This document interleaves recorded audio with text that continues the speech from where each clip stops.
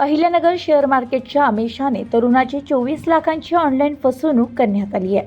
Share मार्केटमध्ये गुंतवणुकीवर 20% हमखास नफा मिळवून देण्याचे आमिष दाखवत एका तरुणाची तब्बल 24,20,000 रुपयांची ऑनलाईन फसवणूक झाल्याचा प्रकार समोर आलाय। या प्रकरणी संबंधित तरुणाने येथील सायबर पोलीस ठाण्यात फिर्याद दाखल केली आहे।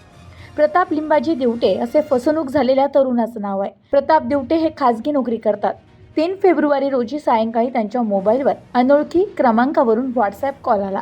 संबंधित व्यक्तीने शेअर मार्केटमध्ये गुंतवणुकीबाबत माहिती देत त्यांच्या कंपनीमार्फत गुंतवणूक केल्यास 20% नफा मिळेल असे सांगितले। फिर्यादीस एका वेबसाईटची लिंक पाठवण्यात आली। त्या वेबसाईटवर गुंतवणूक केल्यास मोठा परतावा मिळण्याचे आमिष दाखवले। तसेच फिर्यादीस लॉग इन ID व पासवर्ड तयार करून देण्यात आला। त्यानंतर वारंवार संपर्क साधून विशिष्ट बँक खात्यांमध्ये पैसे जमा करण्यास सांगण्यात आले। संशयित आरोपींनी दिलेल्या सूचनेनुसार फिर्यादी यांनी 3 ते 11 फेब्रुवारी 2026 दरम्यान विविध बँक खात्यांवर एकूण 24,20,000 रुपये ऑनलाईन पद्धतीने हस्तांतरित केले। गुंतवणुकीवर परतावा मागितल्यानंतर आरोपीने आणखी 20% रक्कम भरण्याची मागणी केली।